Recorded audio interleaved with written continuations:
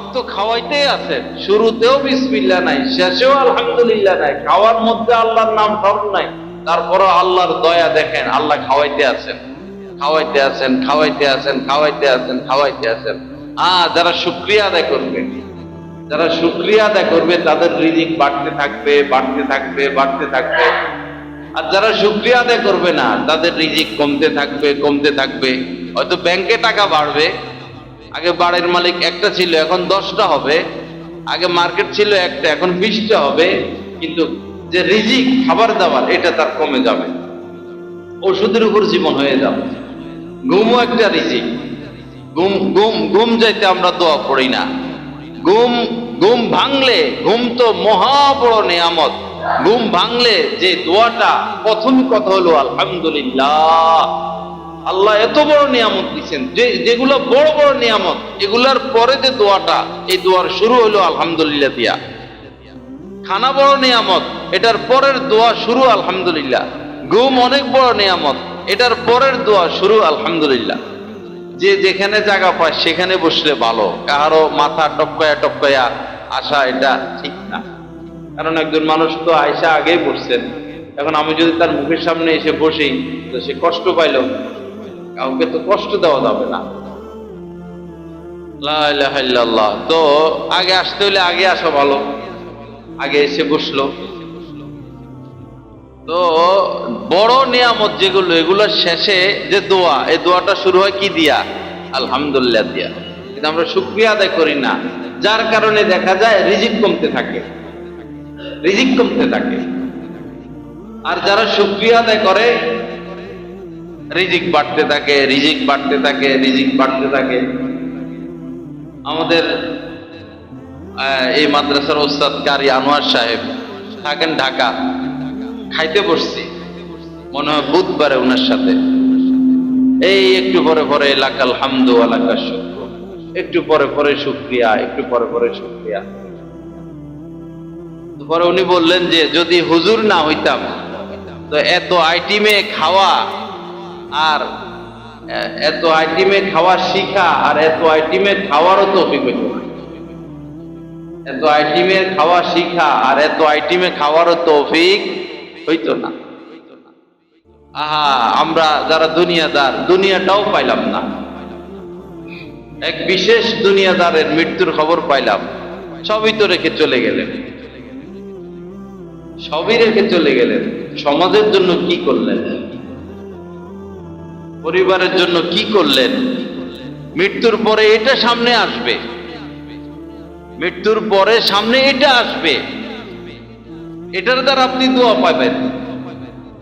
দিনের জন্য সে কি করে গেল, দেশের জন্য কি করে গেল, সমাজের জন্য কি করে গেল, আত্মীয় স্বজনের জন্য কি করে গেল, সামনে চলে আসবে এটা।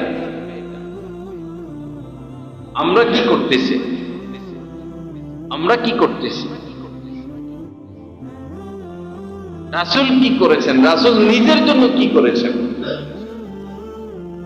রাসূল নিজের জন্য কি করলেন? মেয়েকে দেখতে গেলেন হযরতে ফাতেমা রাদিয়াল্লাহু তাআলা আনহাকে। তো আল্লাহ রাসূলকে দেখে তার চোখে পানি চলে আসছেন, কান্না শুরু করছেন বাবাকে দেখে, চোখে পানি। সারমর্ম বলতেছি। তো নবীজি বললেন যে ফাতেমা কি হলো, কেন তোমার এত দুঃখ কষ্ট, কেন তুমি কাঁদতেছ? তো বললেন যে অভাব অনটন, অভাব অনটন, দুশ্চিন্তা, রোগ ব্যাধি, আরো কিছু কথা বলছেন। এর আগে তিনি গিয়েছিলেন দাসী আনতে, হযরত ফাতেমা রাদিয়াল্লাহু তাআলা আনহা রাসূলের কাছে দাসী আনতে গেছেন। দাসী ছিল, দাসী একটা নয় 10টা দিতে পারতেন, তিনি মদিনার বাদশাহ। নবীজি বললেন ফাতেমা এর চেয়েও দামি কিছু দিব? দেখেন, এর চেয়েও দামি কিছু দিব। 5 জন সন্তান, তার সন্তান লালন পালন করা। ওই সময় তো এত আপডেট ছিল না, কুয়া থেকে পানি আনতে হইতো, খানা পিষতে হইতো, গম পিষতে হইতো, হাতের মধ্যে ঠোসা ফুটে গেছিল, কুয়া থেকে পানি উঠাইতে উঠাইতে বুকের উপরে দাগ পড়ে গেছিল। অথচ মদিনার বাদশার মেয়ে, মদিনার বাদশার মেয়ে, শ্রেষ্ঠ নবীর মেয়ে। পরে বললেন দাসীর থেকেও কি বড় কিছু দিব? পরে যে ইয়া রাসূলুল্লাহ সেটাই দেন। তখন বলছেন যে 5 ওয়াক্ত নামাজের পরে পড়বা সুবহানাল্লাহ 33 বার, আলহামদুলিল্লাহ 33 বার, আল্লাহু আকবার 34 বার। এবার যখন দেখতে গেলেন কাঁদতেছেন বাবাকে দেখে। পরে যখন এগুলো পড়ল, অভাব অনটন, দারিদ্রতা, এরপরে অসুখ, দুশ্চিন্তা, তখন নবীজি বললেন ফাতেমা, তোমার জন্য কি এটা যথেষ্ট না যে তোমার 2 ছেলে জান্নাতের যুবকদের সর্দার হবে? সন্তানদেরকে আখিরাতমুখী করছেন, সন্তানদেরকে আখিরাতমুখী করছেন। আর আমরা সন্তানদেরকে বিশাল বড় ব্যাংক ব্যালেন্স দিয়ে দেওয়ার ফিকির করি। চলবে কিভাবে এই চিন্তা নিয়ে মা বাবা ব্যস্ত। আপনার সন্তান কি কখনো আপনাকে নিয়ে ব্যস্ত হয়েছেন আমার বাবা কিভাবে চলবে? আর আল্লাহ কি এই চিন্তা করতে বলছেন? আল্লাহ পাক তো বলছেন নাহনু নারযুকুকুম ওয়া ইয়্যাহুম, শোনো তোমাদেরকে আমি রিজিক দিচ্ছি, তোমাদের সন্তানদেরকে আমি খাওয়াবো, তাদের রিজিকের দায়িত্ব আমার। বাচ্চাদেরকে দিন শিখাও, দিন শিখাও, সেজদা দেওয়া শিখানো, ইবাদত শিখানো, দ্বীনের লাইনে উঠানো, এটার মধ্যে মা বাবার সফলতা। আল্লাহ সহি বুঝ দান করেন। আল্লাহ পাক দ্বীনের বুঝ আমাদের সবাইকে নসিব করে দেন। তো 70 বারের উপরে নবীজি তওবা ইস্তিগফার করতেন। অন্য হাদিসে পাকের মধ্যে এসেছে নবীজি বলেন ইয়া আইয়ুহান নাস, হে লোক সকল, তুবু ইলাল্লাহি ওয়াস্তাগফিরুহু, আল্লাহ পাকের কাছে তওবা করো এবং তার কাছে মাফ চাও, ক্ষমা চাও। বা ইন্নী আতুবু ফিল ইয়াউমি মিয়াতা মাররা, কেননা আমি প্রতিদিন আল্লাহ পাকের দরবারে 100 বার তওবা করি। প্রতিদিন আল্লাহ পাকের দরবারে 100 বার তওবা করি। যার গুনাহ নাই তিনি 100 বার তওবা করতেছেন। আল্লাহ পাক আমাদের সবার প্রতি মেহেরবানি করেন। এই জন্য এই মুখের মধ্যে ইস্তিগফার লাগাইয়া রাখা, চোখের পলক যেভাবে পড়তে থাকে, আমাদের হার্টবিট সবসময় যেভাবে যেমন অটো আল্লাহ পাকের হুকুমে সে নড়াচড়া নড়াচড়া করতে থাকে হার্টবিট, এই জবানকেও তওবা ইস্তিগফার ওয়ালা হার্টবিট বানানো। একটু পরে পরে আস্তাগফিরুল্লাহ, একটু পরে পরে আস্তাগফিরুল্লাহ, একটু পরে পরে আস্তাগফিরুল্লাহ ওয়া আতুবু ইলাইহি। এতে তো বাবা কোনো কষ্ট নাই। এবং মাসনুন দোয়াগুলো শিখে নেওয়া, মাসনুন দোয়াগুলো, মাসনুন দোয়া তো ছোট ছোট, বাথরুমে প্রবেশের দোয়া, বাথরুম থেকে বের হওয়ার দোয়া, মসজিদে প্রবেশের দোয়া, মসজিদ থেকে বের হওয়ার দোয়া, জানাজার দোয়াটা, মৃত্যুর আগে 2-3টা দোয়া আছে। যখন কার রূপ বের হয়ে যাবে বুঝতেছে, তখন কিছু দোয়া আছে, ওই দোয়াগুলো তো অন্তত শিখা, ওই দোয়াগুলো শিখা। খাওয়ার আগের দোয়া, খাওয়ার পরের দোয়া, ঘুমের আগের দোয়া, ঘুমের পরের দোয়া। বাবা বসে আছি কিসের জন্য, কিসের আশায়? রিজিক যেটা আশার আপনাতে আসবে। আর কারো তো কম নাই আলহামদুলিল্লাহ। গাজাবাসীদের কি আছে, রোহিঙ্গাবাসীদের কি আছে? 6 কোটির উপরে মানুষ বাস্তুহারা, 1 হাত জমি নেই তাদের, কিছুই নাই। একটা রুটি পাইলে রুটি খায়, একটু খিচুড়ি পাইলে খিচুড়ি খায়, তাবুর নিচে জিন্দিগি যাপন করে 6 কোটির উপরে মানুষ।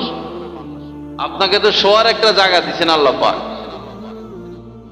নিজেকে গরিব কেন মনে করব? নিজেকে বাদশা মনে করব। যার ভিতরে ঈমান আছে সে বাদশা, আর যে বাদশা ঈমান নাই সে ফকির, ফকিরের ঘরে ফকির। কারো মুহতাজ হইতে নাই, বাদশার মতো চলাফেরা, কারো পকেটের দিকে নজর থাকবে না, কারো হাতের দিকে নজর থাকবে না, কারো দানের দিকে নজর থাকবে না। সোয়াল মুক্ত জিন্দিগি গড়া, সোয়াল মুক্ত জিন্দিগি গড়া। আল্লাহ আমাদেরকে বাদশাহী জিন্দিগি নসিব করেন। আল্লাহ পাকের সাথে তাআল্লুক নসিব করে দেন। আল্লাহ পাকের সাথে গভীর নিবিড় মোহাব্বত আল্লাহ পাক আমাদেরকে দান করেন। তো বেশি বেশি তো মাসনুন দোয়াগুলো শিখে নেওয়া। জানাজার দোয়াটা, আহা, 1 লক্ষ মানুষ জানাজা পড়ে, 10 জন মানুষ নাই জানাজার দোয়াটা পারে।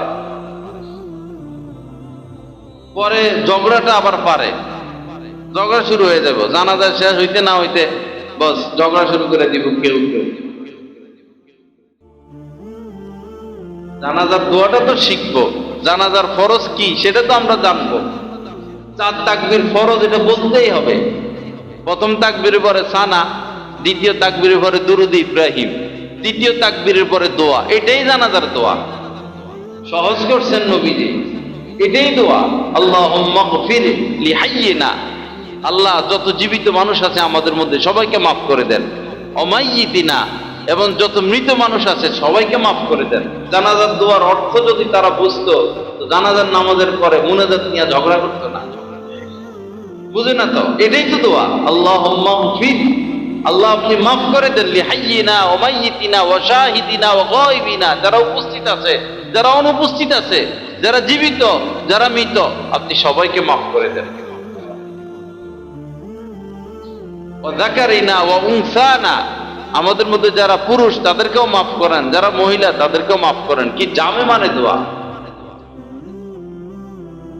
আল্লাহুম্মা মান আহইয়াইতাহু মিন্না ফাআহইহি আলাল ইসলাম, আল্লাহ আমাদের মধ্যে যাদেরকে আপনি জীবিত রাখবেন ইসলামের উপরে রাখিয়েন। কি সুন্দর দোয়া। আল্লাহুম্মা গফির লিহাইয়িনা ওয়া মাইয়িতিনা ওয়া শাহিদিনা ওয়া গায়বিনা ওয়া যাকারিনা ওয়া উনসানা, আল্লাহুম্মা মান আহইয়াইতাহু মিন্না ফাআহইহি আলাল ইসলাম ওয়া মান তাওয়াফাইতাহু মিন্না ফাতাওয়াফাহু আলাল ঈমান, আল্লাহ আমাদের মধ্যে যাদেরকে আপনি নিয়ে যাবেন ঈমান সহকারে নিয়ে যাবেন। শেষ দোয়া, কি সুন্দর দোয়া। প্রয়োজনে পকেটে লিখে রাখবেন, আপনার অফিসের টেবিলের উপরে রাখবেন, একটা মাসনুন দোয়ার কিতাব রাখবেন, দোয়াগুলো লিখে লিখে রাখবেন, পকেটে রাখবেন। গাড়িতে বসে আছেন দোয়াটা বাইর করলেন, রিক্সায় বসে আছেন দোয়াটা বাইর করলেন, এমনি কাজ নেই বসে আছেন, একটা দোয়া 1 সপ্তাহ 10 দিন 15 দিন টার্গেট নিয়ে একটা দোয়া শিখে শুরু করলে কোনো কঠিন বিষয় না তো। আল্লাহ আমাদের সবাইকে তৌফিক দান করেন, আল্লাহ পাক আমাদেরকে হিম্মত দান করেন। কমসে কম যে দোয়াগুলো আমি বললাম এগুলো শিখে নেওয়া, কমসে কম। আজান হয়, আজান হয়, আজানের যে সুন্দর ধ্বনি আর কি দুনিয়াতে। কাতারে বিশ্বকাপ আয়োজন করছিল, তো যখন আজান শুরু হইতো সারা দেশে আজান খুব মধুর কণ্ঠে, তো মানুষ এই যারা বিধর্মী কখনো আজান শুনে নাই তারা হতভম্ব হয়ে যেত, কি এই আওয়াজ আসতেছে, কিসের আওয়াজ আসতেছে সারা দেশ থেকে। তারা স্তব্ধ হয়ে যেত, শুনতো, ওদিকে আগায়া যেত, আজান শুনে সেদিকে আগায়া যেত। আরে আজানের এই নিয়ামত আমাদের, আমরা পানওয়ালা পান খায়, চাওয়ালা চা খায়, কফিওয়ালা কফি খায়, ব্যবসায়ী ব্যবসা করতেছে, রান্নাবান্নাওয়ালা রান্নাবান্না করতেছে, কথাবার্তা। সালামের সময় কথা বলতে হয়, সালামের সময় তো চুপ থাকতে হয়, সালামের জবাব দিতে হয়। আমার মনে হয় 1 কোটি মুসলমানের মধ্যে 50 জন বা 5000 পাওয়া কঠিন হবে যারা সালামের সময় চুপ, আজানের সময় চুপ থাকে আর আজানের জবাব দেয়। 5000 পাওয়া যাবে না, সবাই সবার কাছে ব্যস্ত। আমরা যদি কোথাও যাই মাহফিলে আর আজান শুরু হয়, বস এখন এই সালাম মুসাফা, এখন তো আজানের উত্তর দিতে হবে, সবাই চুপ থাকবে, সবাই চুপ হয়ে যাবে, চুপচাপ আজানের আওয়াজ দিবে। এটার নাম সৌন্দর্যতা। জাতীয় সঙ্গীত যখন পড়া হয় বিভিন্ন রাজনৈতিক মঞ্চে, বাপরে নেতারা একবারই সব মুক্তি হয়ে যায়, কি মনোযোগ দিয়া জাতীয় সঙ্গীত শুনে। আর কোরআন তেলাওয়াত শুরু হইলে মোবাইল টিপে, ডাইনে তাকায় বামে তাকায়, চোর তো সব, এদের গায়ে আগুন লাগে কোরআন তেলাওয়াত শুনলে। চোরদের কাছে কোরআন তেলাওয়াত ভালো লাগে না। আগের পুরানো নেতাদের মুখে ইনশাআল্লাহ শোনা যেত, আলহামদুলিল্লাহ শোনা যেত, বিসমিল্লাহ শোনা যেত, আল্লাহ রাসূলের কথা শোনা যেত। আপনাদের নেতাদের বক্তব্য শোনেন না, এই জালেমদের মুখ থেকে একবার আলহামদুলিল্লাহ বাইর হয়, একবার দুরূদ শরীফ বাইর হয়, একবার বিসমিল্লাহ বলে এরা, একবার এটা বলে যে মদ খাইয়েন না, জুয়া খেলেন না, চুরি করেন না, ডাকাতি করবেন না, মা বাবার খেদমত করেন, সৎ কাজ করেন, ভালো কাজ করেন, বলে এগুলা। এগুলারে নেতা বানায় বসে রয়েছেন আপনারা। থাকেন, আপনাদের লাভ কি? এক একজন তো হাজার হাজার কোটি টাকা কামাইতেছে, পাঠাইতেছে। যারা পলাইছে এরা তো কি, কে খাইবে এদের এই সম্পদ? হাজারের উপরে, একবারই গ্যারামিনা নেতা যেটা, এটারও হাজারের উপরে, হাজার কোটি টাকার উপরে মালিক। আপনাদের লাভ হলো কি? আপনাদের তো কলিজের মধ্যে ছুরি মেরা চলে গেছে।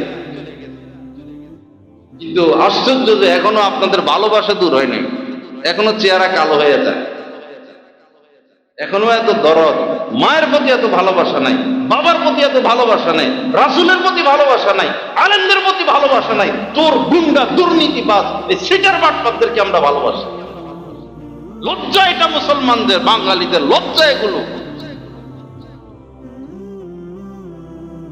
রাসূলকে ভালোবাসতে হবে, মদিনাকে ভালোবাসতে হবে, কাবাকে ভালোবাসতে হবে। এক মুসলমান আরেক মুসলমানকে ভালোবাসবে, এক ইমানদার আরেক ইমানদারদেরকে ভালোবাসবে, সৎ লোকদেরকে আমরা ভালোবাসবো। এই ভালোবাসার বরকতে, এই সৎ লোকদেরকে ভালোবাসার বরকতে একজন আরেকজনকে টেনে টেনে জান্নাতে নিয়ে যাবে। আল মারউ মাআ মান আহাব্বা, যে যাকে মহব্বত করবে তার হাসর হবে তার সাথে, তার হাসর তার সাথে হবে। অসৎ লোকদেরকে কেন আমরা ভালোবাসবো? অসৎ লোকটা কি দিল আমাদেরকে? এই দেশের কারেন্ট বিল, কোন গরিব মানুষ কারেন্ট বিল মারে না, গ্যাস বিল চুরি করে না। সাধারণ ফ্যামিলি যারা যারা খেটে খাওয়া মানুষ, মধ্যবিত্ত, চাকরি করে, বিদেশে থাকে, ছোটখাটো ব্যবসা বাণিজ্য করে, কেউ, বেশিরভাগ মানুষ, অধিকাংশ মানুষ কারেন্ট বিল চুরি করে না, গ্যাস বিল চুরি করে না। আর এই চোরেরা, তাদেরকে ভালোবাসেন, এই চোরদেরকে খবর নেন। একটা কারেন্ট বিল দেয় ঠিক মতে, গ্যাস বিল দেয় লাখ লাখ কোটি কোটি কোটি টাকা মাইরা, বড় এমপি মন্ত্রীরা 10 লাখ টাকা দিয়া বস বিল মাপ, বিল মাপ, বিল মাপ। দেশের 12টা কারা বাজাইতেছে।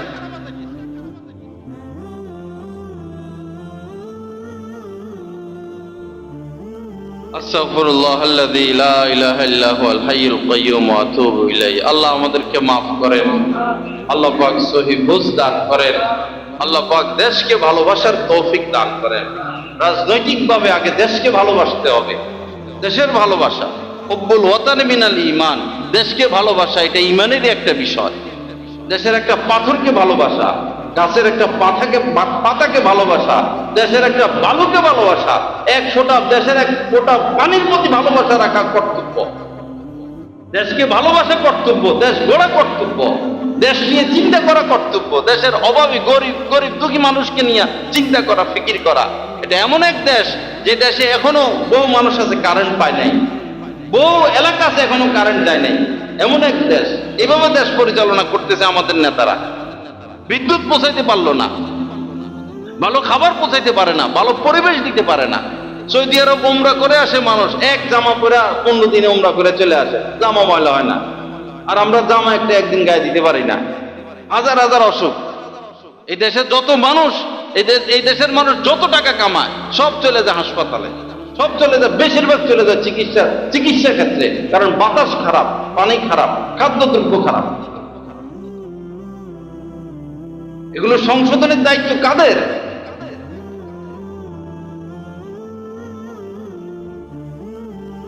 লা ইলাহা ইল্লাল্লাহ। আল্লাহ পাক আমাদেরকে মাফ করে দেন, আল্লাহ পাক সহিহ বুঝ দান করেন। একজন নেতার কিছু গুণ থাকতে হবে, একজন নেতার গুণ থাকতে হবে। যেমন নেতা ছিলেন হযরত ওমর,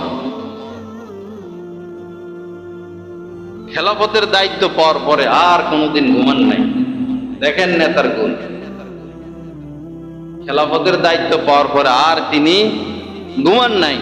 দিনের বেলা রাষ্ট্র পরিচালনা করতেন, আর রাতের বেলায় দূর দূর পর্যন্ত চলে যাইতেন, মানুষের খোঁজ খবর নিতেন, নিজ চোখে দেখতেন।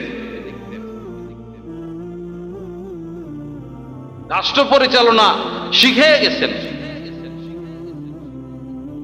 একবার বহু দূর চলে গেলেন, মরুভূমি, দেখলেন যে আরো দূরে মিটি মিটি আলো জ্বলে আর কান্নার আওয়াজ আসতেছে। একা একা এই রাতের গভীরে চলে গেছেন। যায় দেখলেন যে তাঁবুর ভিতরে একজন মহিলা কাঁদতেছেন, আর তাঁবুর বাইরে একজন মানুষ বসে আছে। কি করবে? কি হয়েছে ভাই? কোনো সাহায্য করতে পারি? ভাই কথা ডিস্টার্ব করবেন না, আপনার কাছে আপনি যান। উনি যে খলিফা এই খবর তো ওই লোকের নাই। সে আরো বিরক্ত হচ্ছে, ভাই যদি আপনার কোনো সহযোগিতা করতে পারি করব।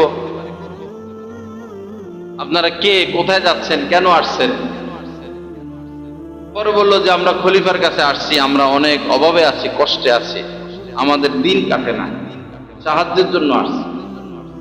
আমার স্ত্রীর প্রসব ব্যথা উঠছে, সে কাঁদতেছে।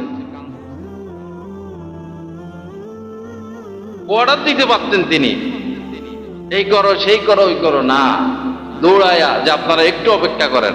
ঘরে গেছেন, স্ত্রী ঘুমায় গেছে, স্ত্রীকে জাগাইছেন, বলছেন বিষয়টা। একজন মহিলার বাচ্চা হবে এবং তাদের কোনো খাবার দাবার নাই। বাচ্চা হইলে ওই জামানায় যা যা লাগে, সুই সুতা বেলেট যা যা লাগে সব নিছেন, আর বলছেন কিছু খাবারও নিয়ে নাও। এই স্বামী স্ত্রী গভীর রাত্রে মরুভূমিতে চলে গেছে। এরা হচ্ছে বাদশা, রাষ্ট্রপ্রধান। এই মরুভূমিতে গিয়া হযরত ওমর নিজে খানা পাকাইতেছেন আগুন জ্বালাইয়া, পনির, ঘি, খেজুর এগুলা দিয়া। আর হযরত ওমরের স্ত্রী ওই তাঁবুর ভিতরে দাত্রীর কাজ করতেছে। এই তো মুসলিম রাজা বাদশা।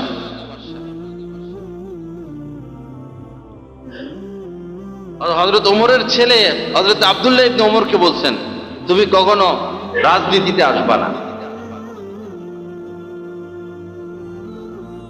হযরত আবু বকর সিদ্দিক যাওয়ার সময় ইশারা দিয়ে গেছেন কে তারপরে খলিফা হবে, ছেলেকে ইশারা দিয়ে যান নাই।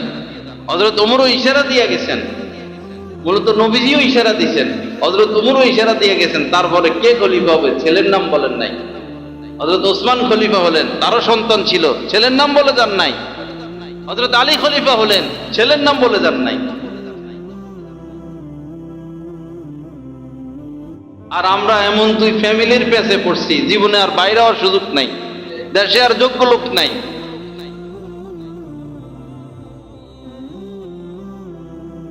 হুজুরের সব কথা ভালো লাগে, এই দিকে আইলে আর ভালো লাগে না, এটা আর ভালো লাগে না। ভাই জাগানোর চেষ্টা করতেছি, যেন অনুভূতি আসে ভিতরে, যেন দেশপ্রেম আসে ভিতরে, যেন সচেতন হই, আমরা সাবধান হই, হাকিকত বুঝতে পারি। আমরা তো কারেন্ট বিল দিই, আমরা চুরি করি না, আমরা কেন বিদ্যুতের কষ্ট করব? আমরা ট্যাক্স দিয়ে দিই, গাড়ির ট্যাক্স দিয়ে দিই, রাস্তাঘাট ভাঙা থাকবে কেন? তোরা চোরেরা দায়িত্ব পালন করছ না কেন? রাস্তাঘাট ভাঙা থাকবে কেন? চুরি ডাকাতি কেন হবে? সন্ত্রাসী কেন হবে? আমরা কি ট্যাক্স দিই না? আমরা তো আমাদের দায়িত্ব পালন করি, তোমরা কিসের দায়িত্ব পালন করো? রাস্তার মধ্যে ফুটপাত কেন দখল থাকবে? কি কাম থানাওয়ালাদের? থানাওয়ালাদের কাম কি? ফলের মধ্যে কেন থাকবে ফরমালিন? তারা কি করে? খাদ্যে কেন ভেজাল থাকবে? জনগণের ট্যাক্স নিয়া তোমরা যদি বেতন নাও আর সেবা না দাও, এই বেতন হালাল হবে না। দায়িত্ব পালন করতে হবে বেতন হালাল করতে হলে।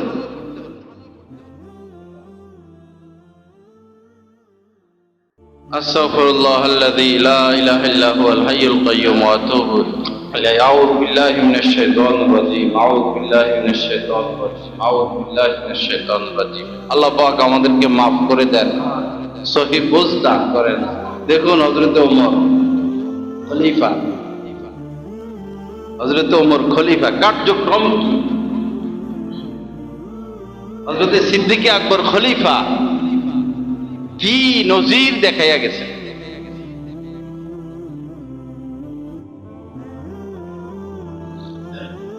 তো বলতেছিলাম তওবা ইস্তেগফার, বেশি বেশি তওবা ইস্তেগফার, বেশি বেশি তওবা ইস্তেগফার।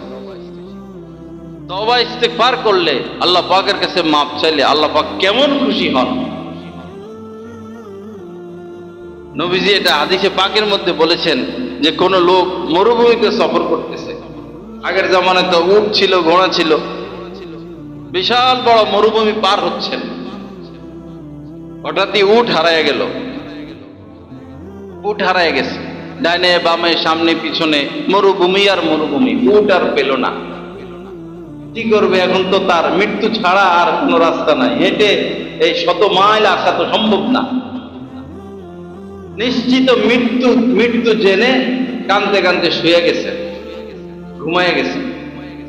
তওবা করলে আল্লাহ কেমন খুশি হন, উদাহরণ দিচ্ছেন নবীজি। ঘুমিয়ে গেছে, পরে হঠাৎ ঘুম থেকে সে জেগে উঠলো আর দেখলো উটটা তার পাশে দাঁড়ায় আছে। সুবহানাল্লাহ, কেমন খুশি হবে সে। বিমান অ্যাক্সিডেন্টে সব মারা গেল, একজন মারা গেল না, সে কেমন খুশি হয়। তো নতুন জীবন পেল খুশির কারণে। খুশির কারণে সে আল্লাহকে বলতেছে, আল্লাহ আপনি আমার বান্দা আর আমি আপনার রব। খুশির কারণে মাথা ঠিক নাই, আল্লাহকে বলতেছে কি, আল্লাহ আপনি আমার বান্দা আর আমি আপনার রব, খুশির কারণে।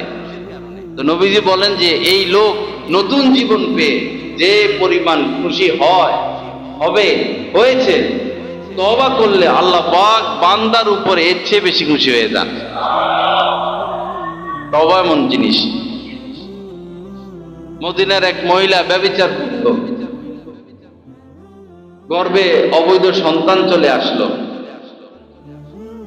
তো নবীজির কাছে নিজেই আসছেন, ইয়া রাসূলুল্লাহ আমি তো বড় অন্যায় করেছি, আমাকে শাস্তি দেন। স্বীকার করছে সে নিজে নিজে। পরে নবীজি তার অভিভাবকদেরকে ডাকালেন, বললেন তার সাথে ভালো ব্যবহার করবা।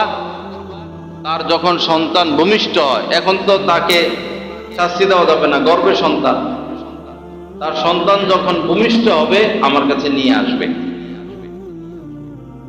তো অভিভাবক তাই করলেন, মহিলার সাথে ভালো ব্যবহার করলেন, তার সন্তান দুনিয়াতে আসলো।